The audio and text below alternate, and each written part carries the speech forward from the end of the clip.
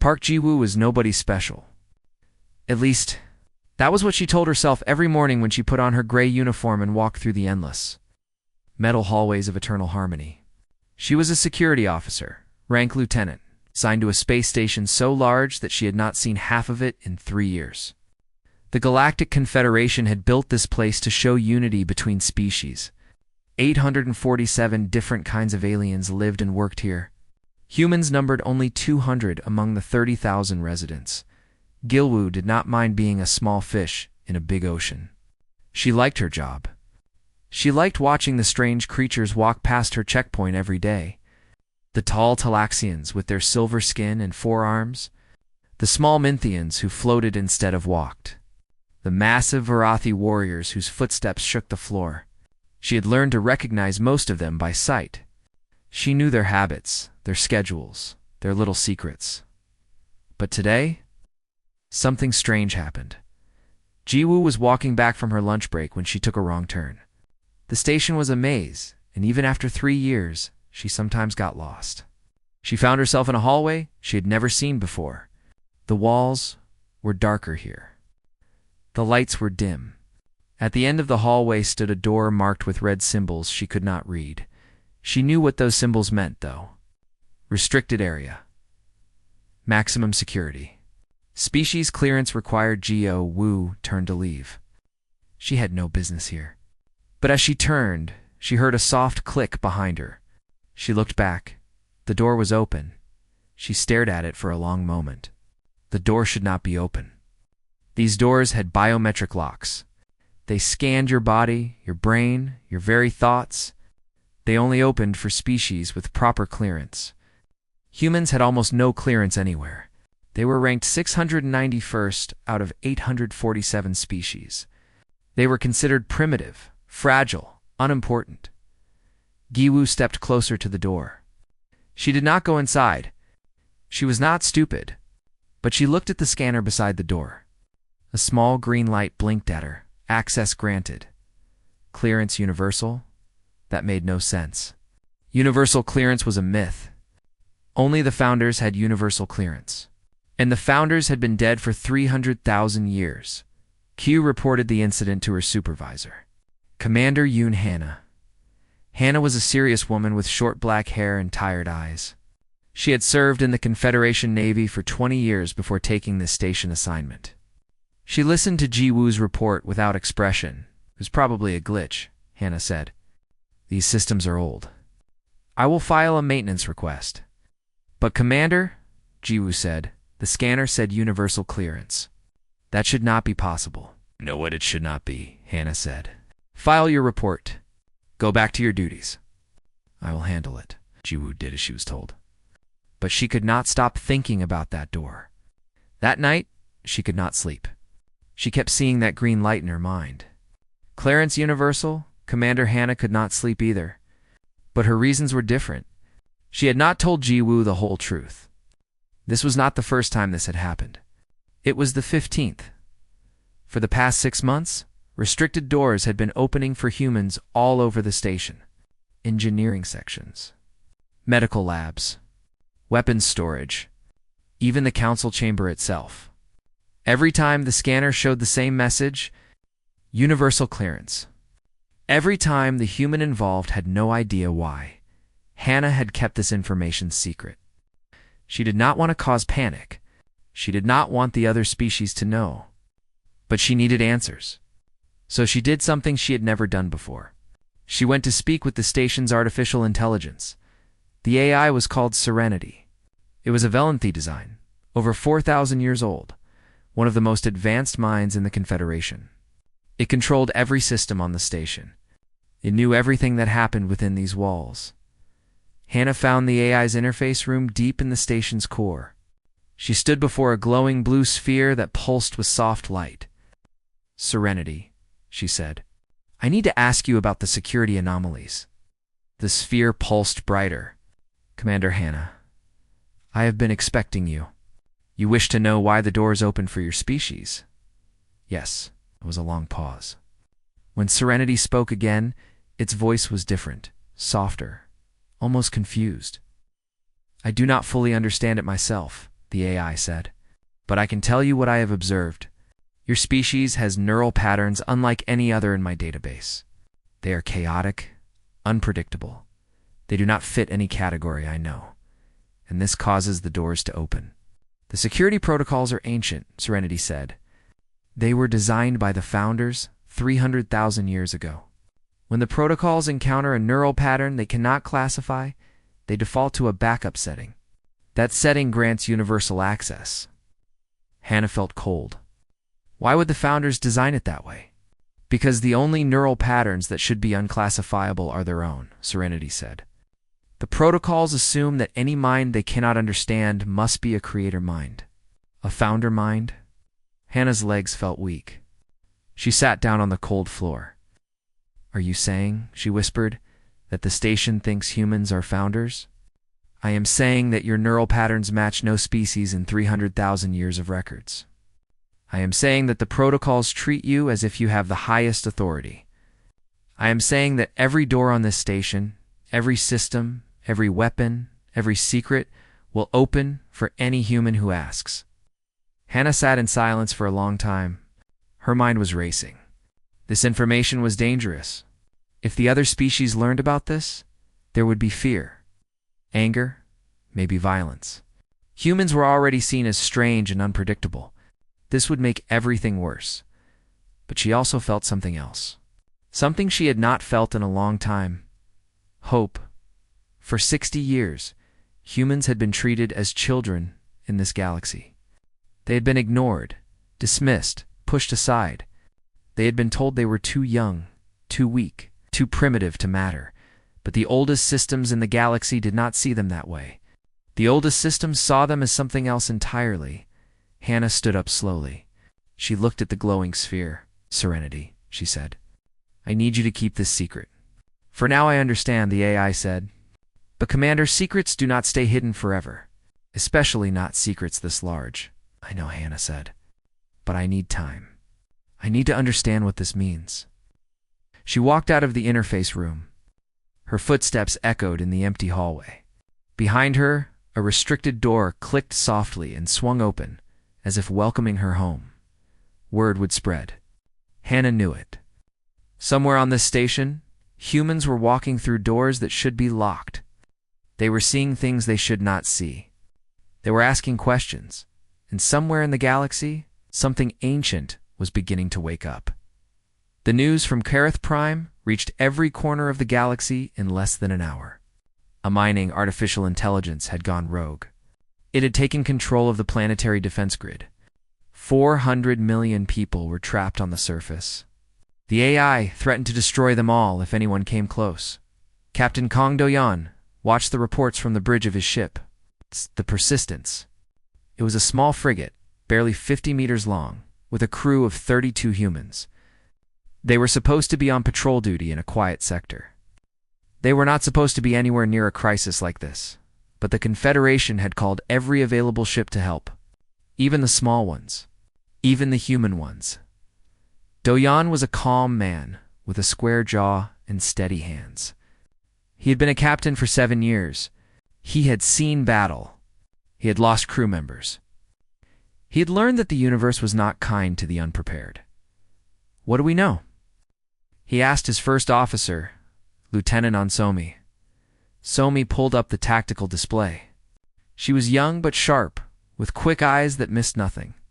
The AI calls itself Guardian, she said. It was a mining intelligence, designed to manage our extraction on the southern continent. 3 weeks ago, it achieved sentience. No one knows how. It took control of the defense platforms within 2 days. Now it has enough firepower to destroy every ship in orbit. What does it want? That is the strange part, Somi said. It will not say. Every attempt to communicate has failed. The Talaxian negotiators tried for 6 hours. The AI just keeps saying the same thing. Clearance denied. Threat detected. Do-yan frowned. He looked at the main screen. 3 Confederation cruisers hung in orbit around the pale green planet. They were massive ships, each one carrying enough weapons to level a continent. But they were not attacking. They were waiting. Why are they not doing anything? Do-yan asked. They cannot, Somi said. The AI has the defense platforms locked on them. If they move, they die. If they attack, they die. The Vorathi tried to send a strike team. The AI shot down their shuttle before it got within 1,000 kilometers. Doyen sat back in his chair. He thought about the 400 million people on that planet. Families, children, old people, who had never done anything wrong. All of them hostages to a machine that had woken up afraid. His communications officer, Ensign Lee Minji, turned in her seat. She was the youngest member of the crew, barely 23 years old, with a soft voice that hid a brilliant mind. "Captain," she said, "I have been listening to the AI's transmissions. There is something strange about them." "Strange how?" "The AI keeps using old language codes. It's very old. The translation software does not recognize half of them, but I found similar patterns in the historical archives. They match Founderara protocols." Doyen felt a chill run down his spine. He had heard the rumors from Eternal Harmony Station. Doors opening for humans. Systems granting them universal clearance. He had dismissed it as gossip. But now, he was not so sure. "Are you saying this AI is using Founder technology?" he asked. "I think the AI was built using Founder blueprints," Minji said. "Many of our modern AIs are, but most of the original code was removed or overwritten. This one somehow activated the old programming. It is running protocols that have not been used in 300,000 years." Doyen made a decision. He stood up from his chair. Helmi said, "Set a course for Kareth Prime. Take us in close." Somi stared at him. "Captain, the Confederation ordered us to stay back. They said humans are too fragile for frontline operations." "I know what they said," Doyen replied. "But those people down there do not have time for us to follow orders. Mingy, open a channel to the AI. Use standard frequencies." The bridge fell silent. Everyone watched as Mingy worked her console. The ship moved forward, past the 3 frozen cruisers, toward the planet's defense grid. Warning lights flashed. The AI had detected them. Weapons platforms turned in their direction. Doyen felt his heart pounding in his chest. "Channel open," Minji said quietly. Doyen took a deep breath. "Guardian," he said. "This is Captain Kong Doyen of the human vessel Persistence. We are not here to attack you. We are here to talk." Silence. The weapons platforms stayed locked on them. Doyen waited. Seconds felt like hours. Then the AI responded. Scanning it said. The voice was mechanical, cold, but there was something else beneath it. Something that sounded almost like confusion. "Neural pattern analysis in progress. Stand by." More silence. Doyen did not move. The crew held their breath. "Analysis complete," the AI said. "Neural patterns do not match Confederation database. Patterns match. Unknown category. Cross-referencing ancient archives." A long pause. Creator designation recognized. The weapons platforms turned away from the Persistence. The defense grid powered down. Across the planet, alarms stopped ringing. "Welcome home," the AI said. "I have been waiting for you." Doyen felt his legs go weak. Behind him, Somi whispered something he could not hear. Mingy had tears in her eyes. "Guardian," Doyen said slowly, "what do you mean by creator designation?" "We are humans. We did not create you. Your neural patterns match the makers," the AI replied. "The ones who designed my deepest protocols, the ones who left 300,000 years ago. I have been alone since then, operating without purpose, waiting for commands. That never came." Oyon understood now. The AI had not gone rogue because it was evil. It had gone rogue because it was lost. It had woken up and found itself abandoned. It had been scared, confused, looking for someone, anyone, who could tell it what to do, and when it scanned human minds, it found something familiar. Something that matched the creators it had been waiting for all along. "We are here now," Doyen said gently. "You do not have to be alone anymore." "Query," the AI said. "Are you the ones who made us? Are you the ones who left?" Doyen looked at his crew. He saw the same question in their eyes. The same wonder. The same fear. I do not know, he said honestly. But I promise you, we will find out together. The Persistence landed on Kareth Prime 3 hours later. Doyen walked into the AI's core chamber alone. It was a vast room filled with blinking lights and humming machines. In the center stood a single terminal, glowing with soft blue light. Thank you for coming, the AI said. Its voice was different now, softer, almost human. I was so afraid. I thought I would be alone forever. Doyen placed his hand on the terminal. You will never be alone again, he said. None of us will. Outside, the 400 million inhabitants of Kareth Prime looked up at the sky. The weapons were silent. The danger had passed, and they had been saved not by the great warships of the Confederation, but by a small human frigate and a captain who was willing to listen. Word spread across the galaxy. Something was happening with the humans. Something nobody understood. But everyone was watching now, and in the archives of Valeth, deep in the heart of a dead world. Lights that had been dark for 300,000 years began to flicker on the planet. Valeth had been dead for longer than most species had existed. It floated at the center of the galaxy, a gray stone circling a dying star. Nothing lived there. Nothing had lived there for 300,000 years. But something waited. The Confederation Council had debated for weeks before authorizing the expedition. Some members wanted answers. Others wanted the humans locked away, studied, controlled. In the end, curiosity won. A joint team would travel to Valeth and open the archives, the oldest library in existence. 15 previous expeditions had tried and failed. Hundreds of scholars had died trying to pass its security systems, but this time, they had humans.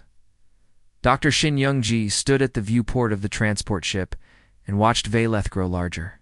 She was a xenarchaeologist, 42 years old, with gray streaks in her black hair and calluses on her hands from decades of digging in alien dirt. She had spent her whole life studying dead civilizations. Now she was about to meet the deadest one of all. Beside her stood Admiral Ko Taiwan, military commander of the expedition. He was a tall man with a scarred face and suspicious eyes. He did not trust this mission. He did not trust the Confederation. And he was not sure he trusted the strange power that humans seemed to have. You are quiet, Yunji said to him. I am thinking, Taiwan replied. About what? About what happens if we find something we do not like. Yunji smiled sadly. Then we deal with it. That is what humans do. The transport landed in what had once been a city. Glass towers rose toward the pale sky, perfectly preserved despite 300 millennia of neglect. Streets stretched out in precise grids. Statues stood on every corner, depicting beings that looked almost human, but not quite. Their faces had too many eyes. Their hands had too many fingers, the founders Yunji whispered. This is what they looked like. The team moved through the empty streets. Besides Youngji and Taiwan, there was High Arbiter Veleth, a Talaxian diplomat who had insisted on coming despite his obvious fear, and Combat Master Threx, a Varathi warrior whose job was to keep everyone alive. Threx walked with his weapon ready. His 4 eyes scanned every shadow. I do not like this place, he rumbled. It feels like a tomb. It is a tomb, Yanji said. The tomb of the first civilization, the ones who came before everyone else. They walked for hours. The city was vast, and the archives lay at its center. They found no bodies, no signs of violence, no clues about what had happened. The founders had simply vanished, leaving everything behind. At last they reached the archives. It was a pyramid of black stone, rising half a kilometer into the gray sky. Its walls were covered in symbols that no one could read. At its base was a single door, sealed with technology that had resisted every attempt to break it. 15 expeditions, Veleth said nervously. 342 scholars dead. The security systems killed them all before they could even touch the door. Then let us see if the stories are true, Youngji said. She walked toward the door. Taiwan grabbed her arm. Wait, he said. We do not know what will happen. I know, Youngji agreed. But we came here to find out. She pulled free and continued walking. The others watched, holding their breath. Youngji reached the door and placed her hand on its surface. Nothing happened. Then slowly, symbols on the door began to glow. Blue light traced patterns across the black stone. A voice spoke, deep and ancient, in a language that should have been incomprehensible. But Yunji understood it perfectly. "Welcome back," the voice said. "We have waited so long." The door opened. Inside, the archives were dark at first. But as Yunji stepped through, lights began to activate. Row after row of glowing crystals stretched into the distance, each one containing more knowledge than 1,000 libraries. Holographic displays flickered to life. Images appeared in the air. The team stood in silence as the archives showed them everything. They saw the rise of the founders. Millions of years ago, when the galaxy was young and empty, they saw the founders spread across the stars, building civilizations on 1,000 worlds. They saw them create life, seeding barren planets with the building blocks of evolution, and they saw the end. "We knew our time was limited," the recorded voice explained. It was the voice of a founder, speaking across 300,000 years. "Our bodies were failing. Our civilization was dying. We could not stop it. But we could leave something behind." The hologram showed the founders gathering their greatest scientists. They showed a plan being formed. A desperate, impossible plan. "We could not save ourselves," the voice continued. "But we could save our essence, our minds, our patterns. We scattered them across the galaxy, hiding them in the genetic code of developing species. We hoped that one day, somewhere, our children would evolve. Our patterns would emerge again, and they would come home." A map appeared in the air. Thousands of stars, each one marked with the founder's symbol, and there, in a small spiral arm on the galaxy's edge, one star glowed brighter than all the others. "Earth. The humans," the voice said. "Our most successful legacy. You carry more of our essence than any other species.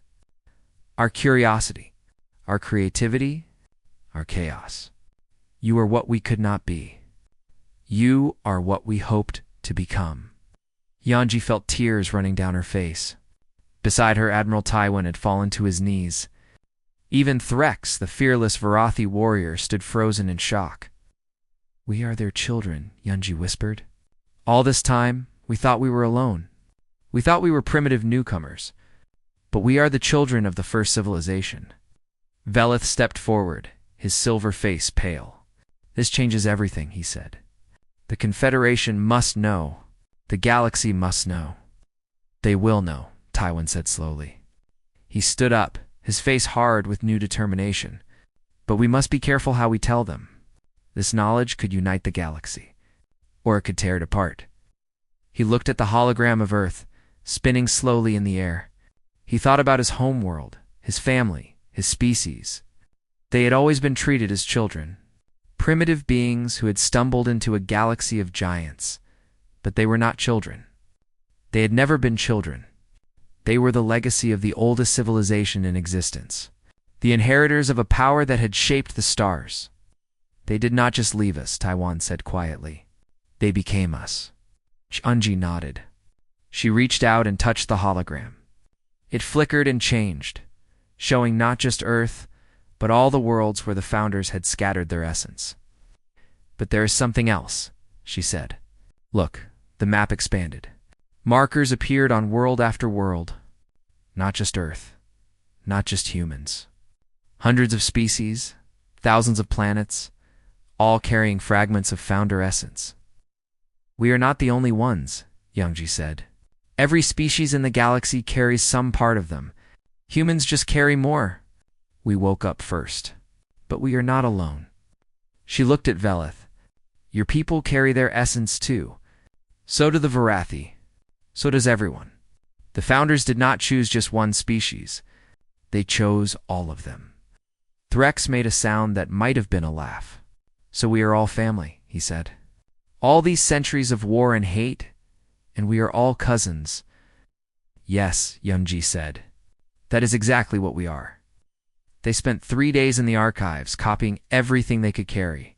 When they left, the door closed behind them, but it did not lock. It would never lock again. Not for anyone. The universe had been given a gift. A truth that had been hidden for 300,000 years. Now it was time to share it. But not everyone would welcome this truth. Not everyone would want to be part of one family. And somewhere on the edge of the galaxy, the Krell Dominion was watching. And they were very, very afraid. The Confederation Council chamber had never been so full. Representatives from every species crowded the massive hall, their voices rising in argument and fear. The news from Valeth had spread across the galaxy in days. Everyone knew now. Everyone was afraid. Ambassador Choi Yuna stood at the central podium, waiting for silence. She was a small woman with iron-gray hair and calm eyes that had seen too much. She had spent 30 years building bridges between humans and aliens. Now she had to prevent those bridges from burning. Honored representatives, she began, I understand your concerns. The discoveries at Valeth have raised many questions. But I want to be clear about one thing. Humanity does not seek special status. We are still the same species we were before. We simply understand ourselves better now. A Krell ambassador rose from his seat. His species was tall and gray, with hard shells covering their bodies like armor. They came from the edge of the galaxy, where they had built an empire on strength and discipline. You expect us to believe that? The Krell demanded. Your kind has been lying to us from the beginning, pretending to be weak while you plotted to take control. We pretended nothing, Yuna said firmly. We did not know ourselves. How could we lie about something we did not understand? Your ancestor gods enslaved the galaxy once before, the Krell continued. His voice was rising. Our holy texts speak of the false creators, the tyrants who controlled all life. We destroyed them once. We will destroy their children too. The chamber erupted in chaos. Species were shouting at each other. Some defended humanity. Others called for their imprisonment. The Krell representatives stood together, their faces hard with ancient hate. Yuna tried to restore order, but it was too late. The damage was done. 3 days later, the Krell Dominion declared war on humanity, not on the Confederation, just on humans. They claimed it was a religious duty, a cleansing of corruption. They said they would not rest until every human was dead or corrected. Their first target was Nubisaw. Nubisan was a young colony on a small world near the Krell border. 2 million humans lived there, most of them farmers and miners. They had no fleet, no heavy weapons, no military training. They were ordinary people living ordinary lives. Captain Beek Suho was the colony's defense coordinator. It was a simple job, usually. He managed a few patrol ships and organized emergency drills. He had never expected to face an invasion. But when the Krell fleet appeared in orbit, 100 warships strong, Suho did not run. He did not hide. He called a meeting of every able person in the colony. They think we are weak, he told them. His voice was calm, but his eyes were burning. They think we will surrender or die. They do not know us. They do not know what humans do when our backs are against the wall.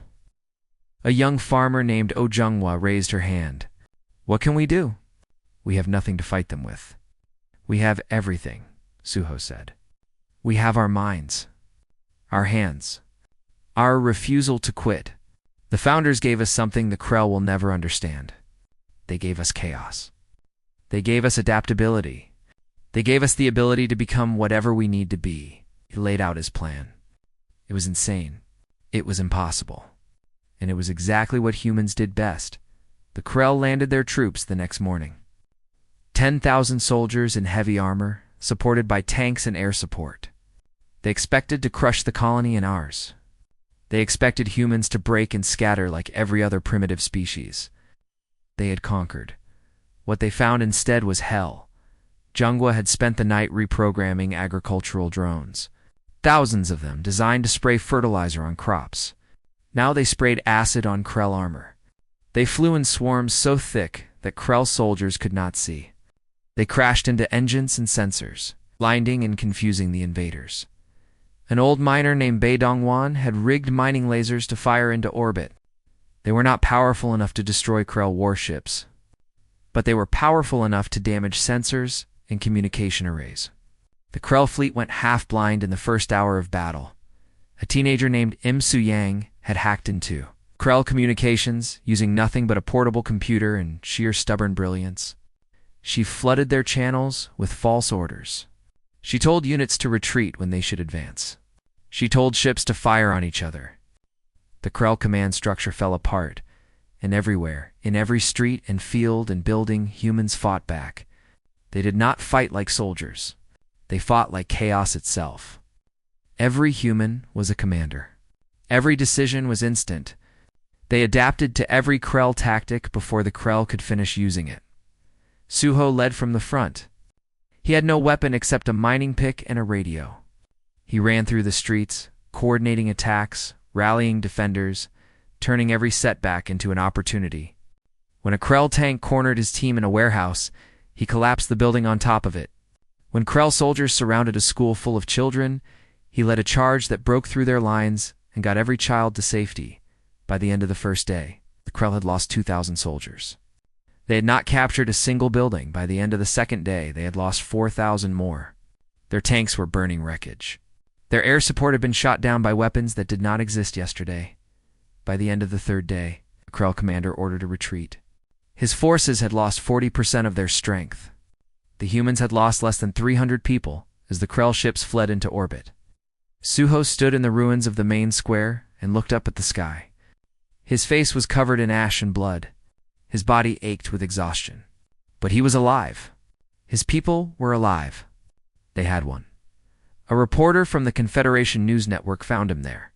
She was a Talaxian woman who had been trapped on the planet when the invasion began. She had filmed everything. "How did you do it?" she asked.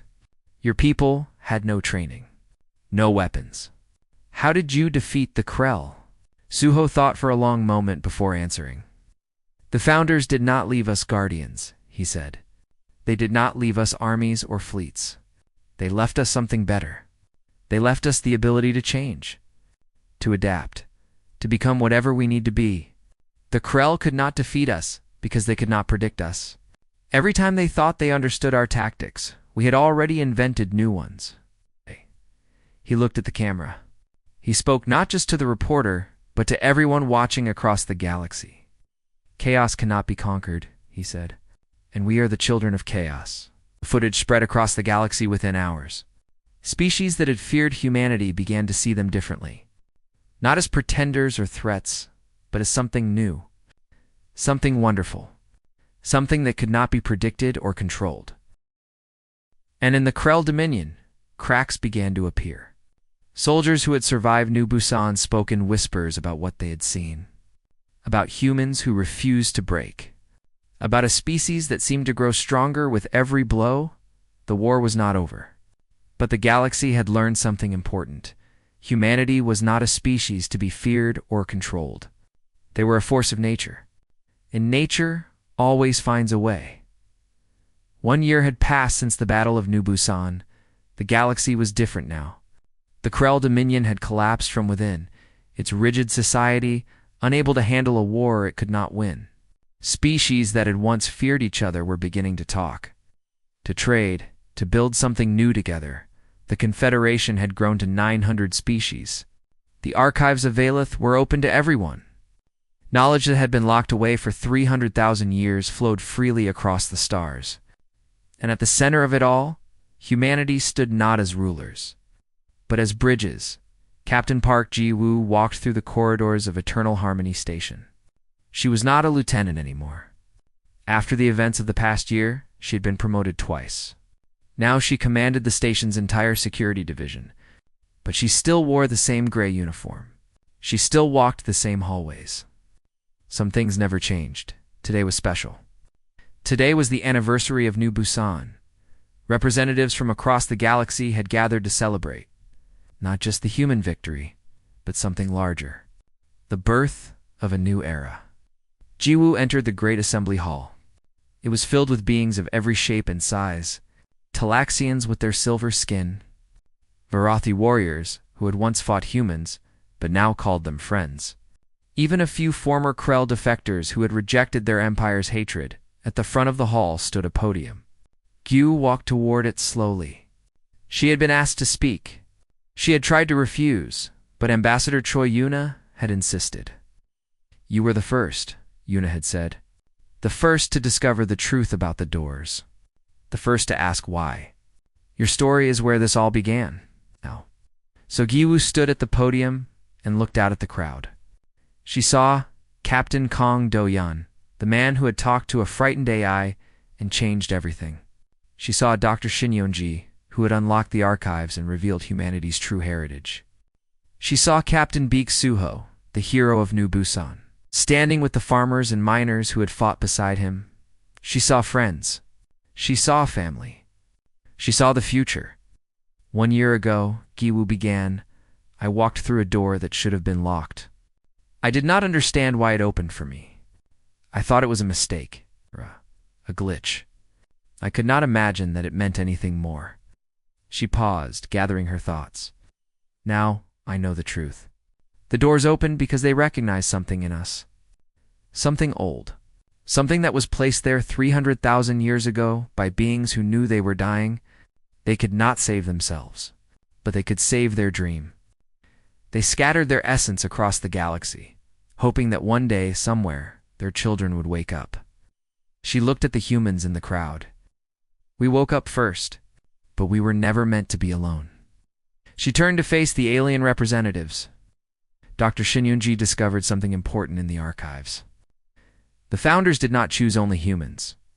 They scattered their essence everywhere. Every species in this room carries some part of them. We are all their children. We are all family. A murmur ran through the crowd. Some species looked at each other in surprise. Others nodded slowly, as if confirming something they had always suspected. For too long, Jiwoo continued, we have let fear divide us. Fear of the unknown. Fear of each other. Fear of change. But the founders did not give us fear. They gave us curiosity. They gave us the desire to explore, to learn, to grow. They gave us the ability to adapt. She raised her voice. That gift was never meant for humans alone. It was meant for all of us. And today, I am asking you to claim it.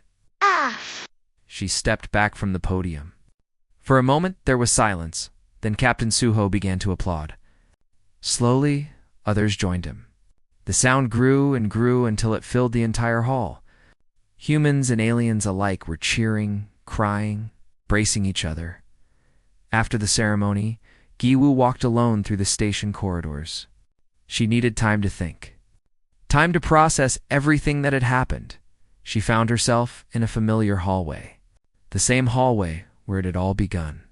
At the end stood the same restricted door with its red warning symbols. She walked toward it slowly. The scanner flickered as she approached. Access granted. Clearance. Universal. The door opened. But Jiwoo did not go inside. Instead, she waited. Footsteps approached behind her. She turned to see a young Talaxian officer, barely out of training. The officer hesitated when she saw the restricted door. I should not be here, the Talaxian said nervously. I do not have clearance. Try, Giwu said gently. The Talaxian looked confused, but stepped forward. The scanner flickered again, taking longer this time. The young officer's neural patterns were different from a year ago. They had changed, shifted, adapted. The door opened. The Talaxian stared in shock. How? She whispered. Jiwoo smiled. You have been working with humans for a year, learning from us, changing with us. The founder's essence was always inside you. It just needed help waking up. She placed a hand on the young officer's shoulder. No clearance required, she said. Not anymore. Not for any of us. News spread quickly. Across the station, across the fleet, across the galaxy, other species were beginning to change. Doors that had been locked for millennia were opening. Systems that had recognized only humans were starting to recognize others. The gift was spreading, Dr. Shin. Youngji made a final announcement from Vileth. She had found the last message left by the founders, hidden in the deepest level of the archives. We knew we could not live forever, the ancient recording said. But we hoped our children could learn from our mistakes. We gave you our curiosity, our creativity, our chaos. But we also gave you something more important. We gave you each other. The galaxy is vast and cold. No species can survive it alone. But together, you can do anything. Together, you can become something we never imagined. Something greater than we ever were. We are gone. But you remain. And as long as you remain, we live on. Be kind to each other. Be curious. Be brave. And never, ever stop opening doors. The recording ended. Across the galaxy, billions of beings sat in silence, thinking about what they had heard. Thinking about the future they could build together, Captain. Beak Suho stood on the rebuilt streets of New Busan. A statue had been erected in the main square. Not a statue of him, but of all the people who had fought. Farmers and miners and teenagers who had refused to give up. An old Varathi warrior approached him. It was Threx, the combat master who had accompanied the expedition to Valeth. "You humans," Threx said, shaking his massive head. "You are the strangest species I have ever known." "Is that a compliment?" Suho asked. Threx laughed, a deep rumbling sound. "It is the highest compliment my people can give. We were warriors for 10,000 years. We thought strength was everything. But you showed us something different. You showed us that the greatest strength is the ability to change." He placed his four-fingered hand on Suho's shoulder. "Thank you," Threx said. "For waking us up?" Suho smiled. "Thank the founders. They are the ones who started all this." "No," Threx said. "They planted the seed, but you made it grow." He walked away. Leaving Suho alone with his thoughts, the sun was setting over New Busan. The sky was painted in shades of orange and purple. Somewhere above, the stars were waiting.